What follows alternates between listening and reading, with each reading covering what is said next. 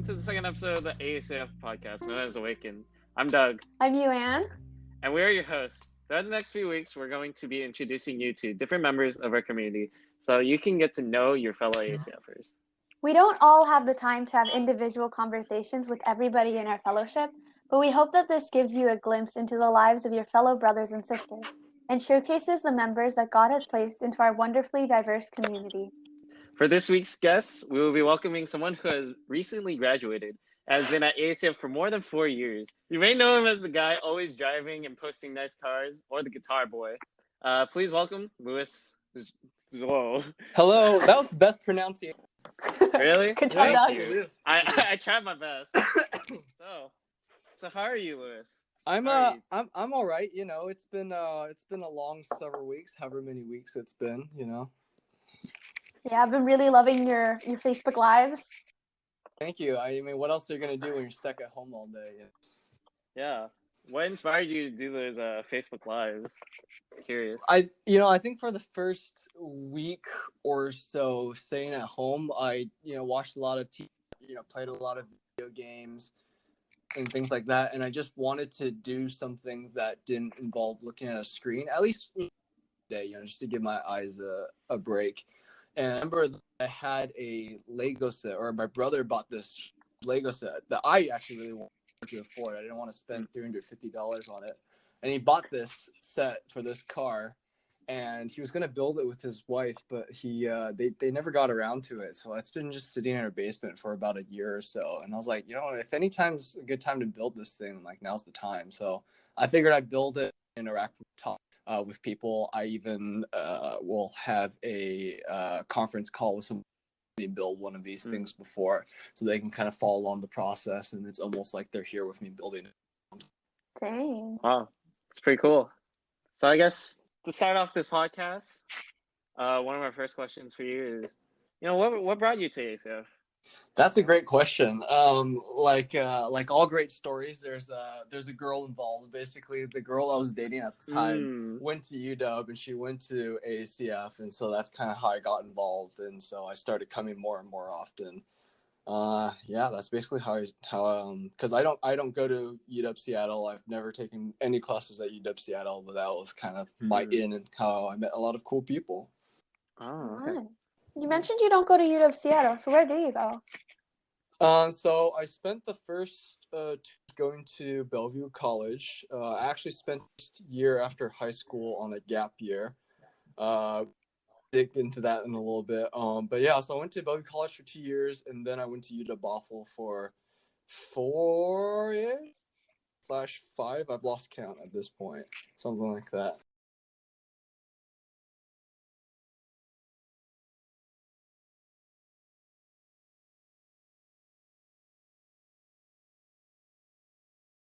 Yeah.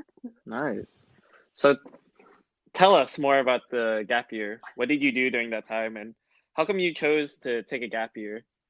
So what happened was, when I was in high school, I was absolutely terrible at school. So I scored pretty mediocre on the SAT. I believe 2 or 3 weeks graduation, I was still trying to figure out if I could pass English, graduate.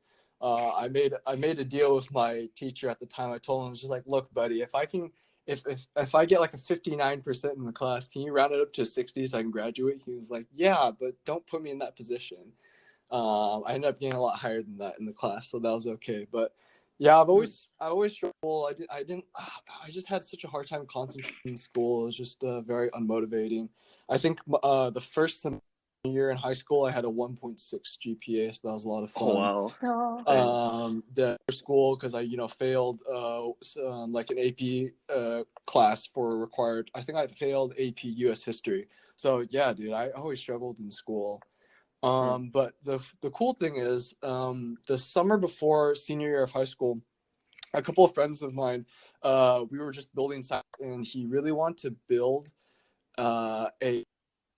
to impress this girl, and a Rubik's tube that you drill out holes in, and you fill it with propane gas and light it up on fire. It's basically almost like the tube to a barbecue grill. It's almost like a tube to a barbecue grill, and if you put a of it, you can play music, make the flames dance to the beat of the song and whatnot. And so in order to build this, we had a speaker system to accommodate to be able to attach to it. And so what happened was we built the system, we had a great barbecue, marshmallows over these dancing flames. That girl was impressed by him, yada, yada. But looking at this, and we built this speaker system with a laser cutter, and we could custom build the housing. We're like, this is kind of cool. What if we could build some custom speakers and put people's design on it, make it really unique? And so we actually started a speaker building business when we were seniors, and we were selling these while we were in school. And so, toward the end of high school, I was like, I kind of want to see if I can make this go further, because we had met with a lot of people. We had done probably like $30,000-ish in sales, like selling these speakers while we were in school. So we're like, oh, there might be something going on here. So, during senior year, I applied to UW. I didn't get in, obviously, no surprise there. Like, everything was just not good. Like test scores, GPA, it just wasn't happening. I was like, it'd be kind of fun to kind of just explore and kind of see where this goes. So I spent a year doing that. I spent a year like trying to grow the business. It didn't actually end up happening, but I met a lot of people. I networked a lot, and just made lots of great connections, which has helped me in finding jobs and just getting to know people better and just getting new perspectives. So it wasn't for waste, but that's what I spent for my 1 year after high school, was trying to start a business, failing, and then learning how to network with people and going from there. So it's pretty fun. Nice. Sounds like you learned a lot of valuable skills. Yeah, I don't think I have any regrets at that time. It's just it wasn't happening getting into UW at that time anyways. Like it was, I kind of wish classes at BC while doing that to kind of multitask and kind of get some classes out of the way. But everything in life happens for a reason. So I guess, how has that experience like shaped you as a person? Ooh, I think it's taught me a lot about what it takes to build your own business or build your own brand. When we started that project, there was 3 of us. There was 2 very good friends of mine that was helping me on it. One of them was actually a year younger than the other 2 of us. And so I was friends with a lot of smart people in school. So one of the other people that we worked on this with, he got into Stanford. So he went to Stanford immediately after high school. And my other friend, he was going through some things in his life that kind of helped. So it just became a one-man project. It went from like 3 people down to just me. And so what I learned was, building something like that, if you were the main person in charge, you should know every single component of it. You should be, so in our case, if we're talking about designing and building speakers, if I'm the kind of overlooking person over the whole project, I should be able to, from start to finish, from knowing how to build 3D designs to actually tools in order to cut out the pieces for our speaker assembly and stuff like that. And so through that, I learned you can't have critical components known by other people. You have to be able to do the whole thing yourself. Otherwise, if for some reason someone loses interest in the project, you won't be able to go, move forward with the whole thing yourself, because now you don't know how to do something that someone else was very competent at, and they were a really important part of that creation process. So yeah. Dang. I would never have known any of that. Yeah, that's all so cool. At all. So speaking of just thank you for just speaking of just starting things on your own, you also have a YouTube channel reviewing cars. I do, yes. It's I want to say new thing, but it actually started about 4 years ago, so it's not new at all. But what made you start that, and just what has that experience been like for you? Yeah, so my experience with creating channels was very how do I explain this? My experience creating it had a lot to do with learning how to build a business before. So when I was creating this project, sure that I controlled every aspect of that project in order to make sure that in case someone bailed on me, I would be able to pick up where they left off, type of thing. So it started out actually way back when I used to work at, one of my coworkers was really good at filmmaking.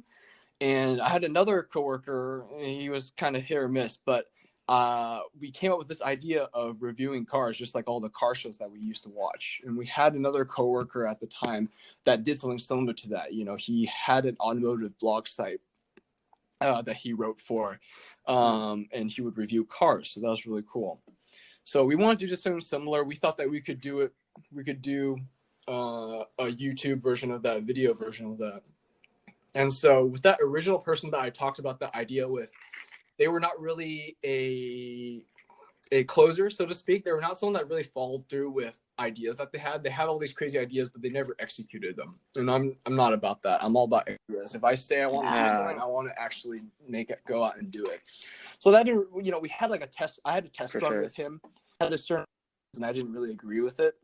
However, a couple months later, I talked to our other coworker who was very good at filmmaking, and what I did was I had a friend from AACF 2 years older than me. When he graduated, I helped him buy a car at a really good deal, and he worked at Tacoma at the time. And I was like, hey, look, man, I want to call him a favor. And he was always, you know, when he bought his car, he was like, Lewis, whenever you want to borrow my car, you just borrow my car, man. Like, don't even worry about it. I was like, okay, all right. And so what I did was I went and got this guy's car, and I brought it up to Seattle because he lived in Tacoma at the time. And yeah, that guy and I, we filmed our very first episode, and he is a very good filmmaker. Work on the project with me anymore because he works in the Navy now.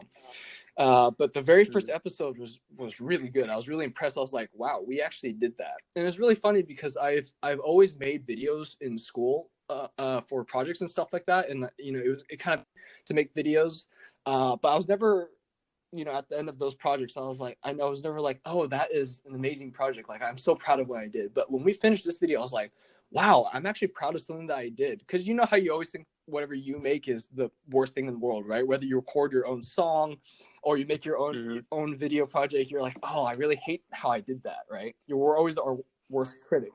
Or your own podcast. Or your own podcast. Well, I wouldn't say that. You guys are doing great. But when we finished this video, I was like, oh my goodness, this is actually really good. And then what my video editor did at the time is he started, he created ad campaigns for our very first video.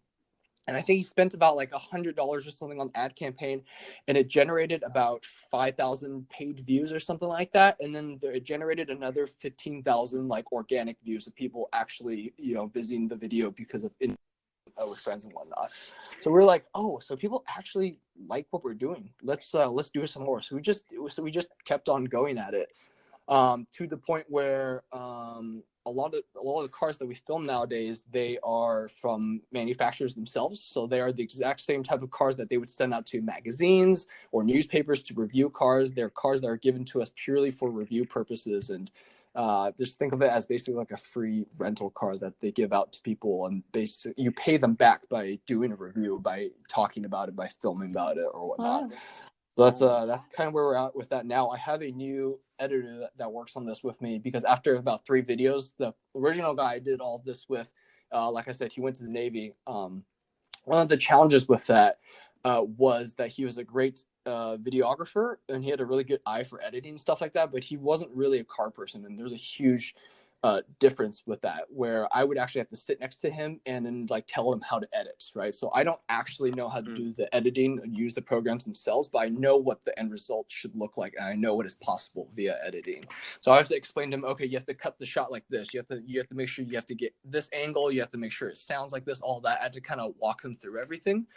Again, it's not because he wasn't good at editing, it's just because there's a different flair that comes with editing car videos. But my new editor, who I'm really good friends with, I was actually his groomsman at his wedding, and we've been doing this since then, because I only did 3 videos with the original guy, and now we're well over 10, maybe even 20. I've lost track of how many videos we've done together now. But he is a film. He actually minored in film, and he worked in Hollywood for a little bit. He actually worked on the Kingsman trailer or something like that for the original Kingsman movie. Oh wow! And so pretty cool. Cool. So he has good background in film. He has a really good eye, and he is a diehard car person like me. So he knows exactly what I'm looking for. When the difference is, whenever he sends me a rough draft, it's not a rough draft. It's done. He knew exactly how to edit it, how to make it look.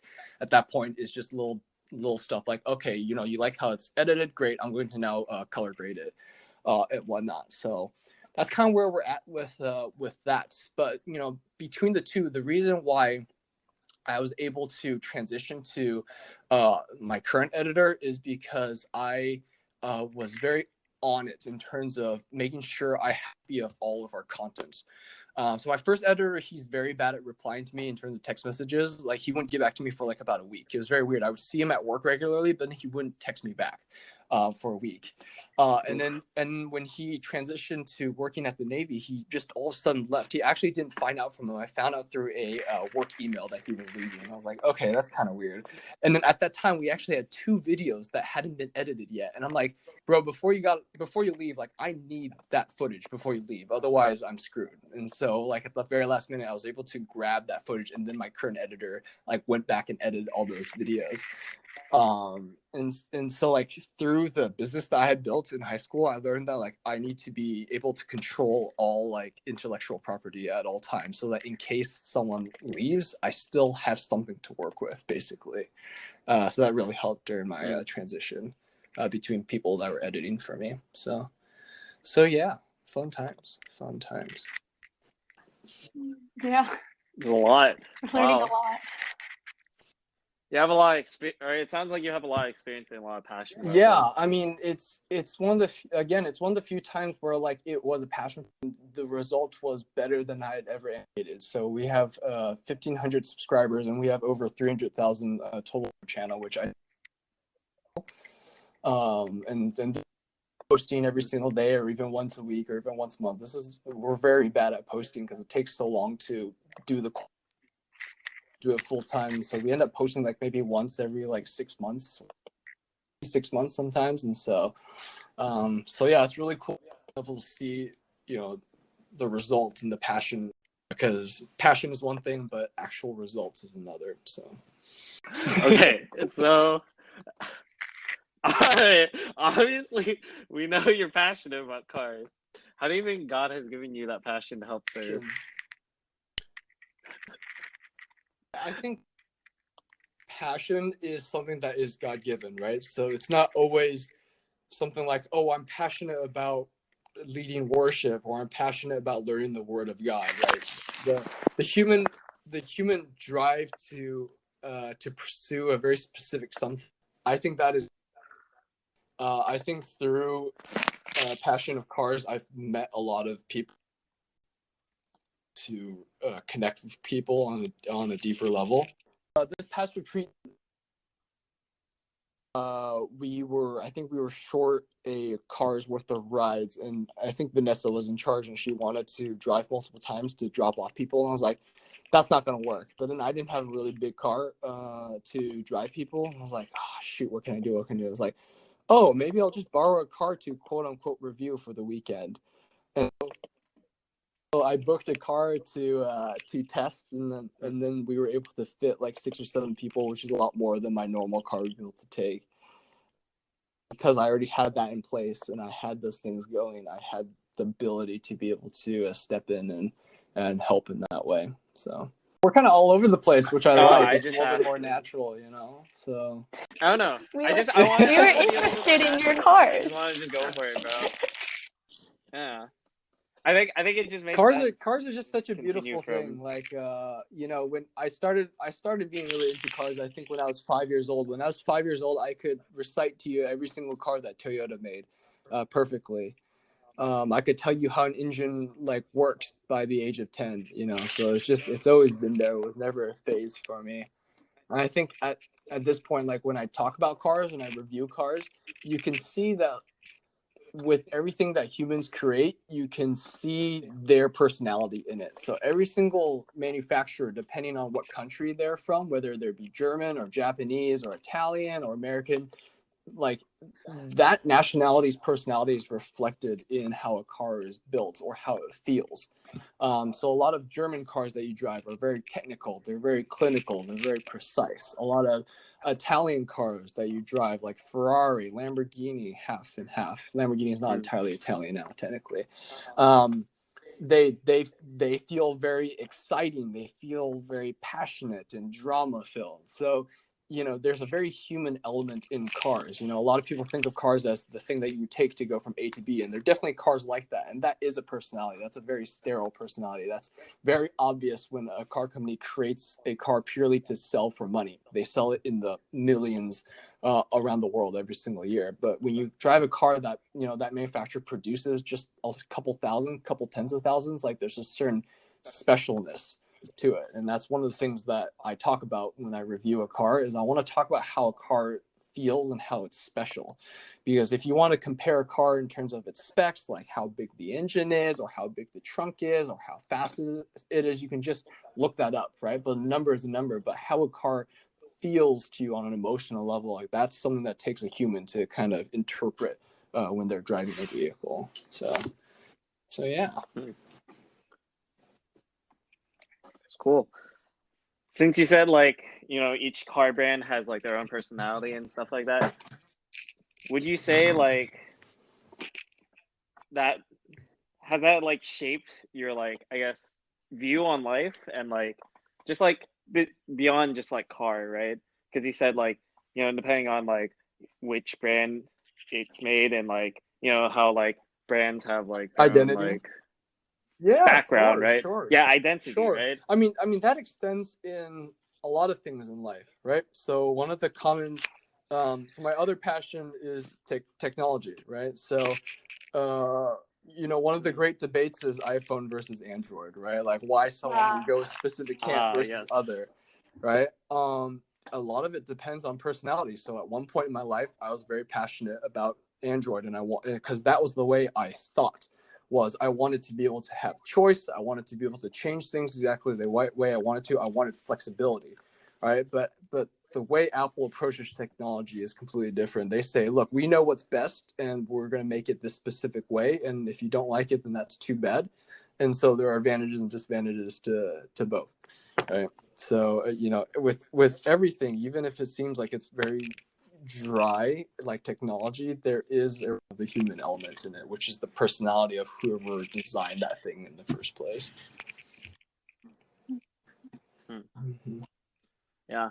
Wow. I never would have thought of it like that, especially with iPhone and Android. Well, I mean, that's why there are two I'm different opinions about it, right? So it's not like necessarily one side is right or wrong, right? It's just a reflection of who designed it, and then given that the end user, what is the end user looking for in the device? The reason I personally transitioned over to an iPhone is because I was very tired of having a phone that constantly had issues. And the way that Apple designs phones is they design the hardware and they design the software to go hand in hand, whereas Android, on the other hand, is written and it's allowed for everyone to be used. So whether that's some generic company building a $50 Indian phone all the way up to Samsung's flagship phones, $1,300 phones, it's all running that software. So it has to work for all, right? So Apple designs are specifically within their parameters so they can kind of guarantee how that product works at the end a lot better.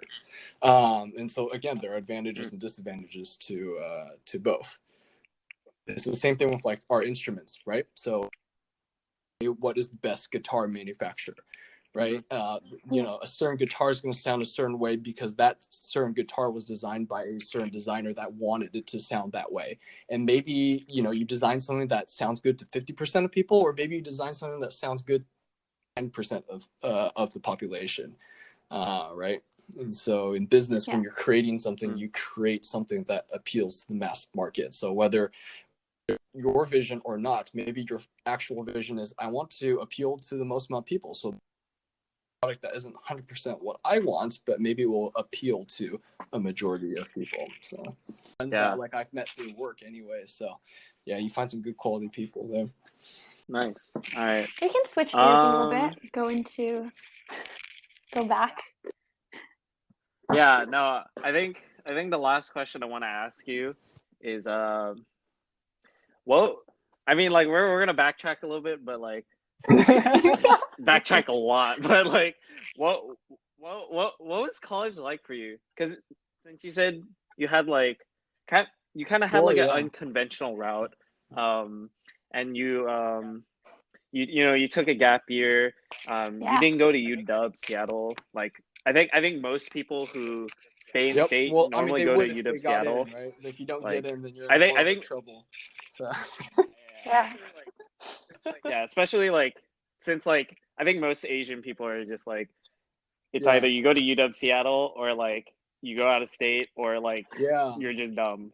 I don't know. Definitely. yeah, That's just how I feel, especially the background and Yeah. like yeah. how I grown up. But yeah, I mean like how was You know, like college for you?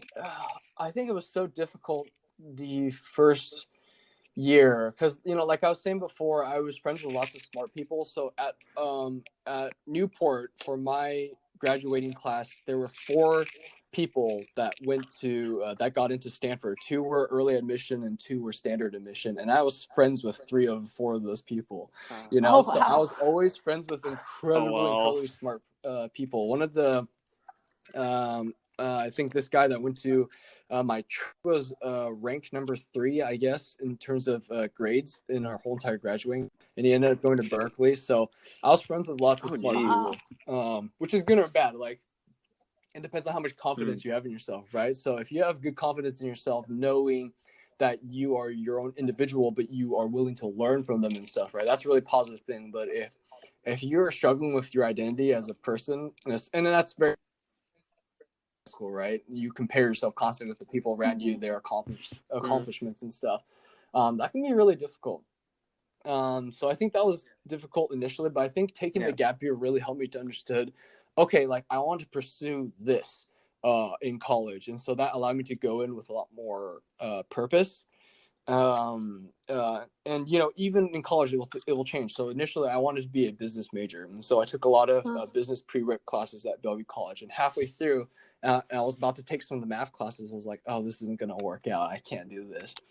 And so that's why I decided to go into a communications major, because I wanted to do kind of the marketing and the sales side of business anyways. And they prefer, communication majors for that over someone that's just hard numbers. So someone that has, people skills, that know how to interact, stuff like that. And so, but beyond that, I think it was still very difficult for me because I still went to the non-common colleges, right? And so it was very hard for me to make friends at school themselves, at that school, whichever one I went to at the time. And so that's why AACF was such a joy for me, because I got to hang out with people that were my own age, but was also, wanted to seek the Lord, want to grow their relationship with God. And so just kind of people that were on the same track, on people that I want to be friends with. When you're in college, it's an opportunity for you to be very intentional with the people you hang out with. You're not just stuck with a group of people because, we're graduating together, we're the same grade, or we have the same classes.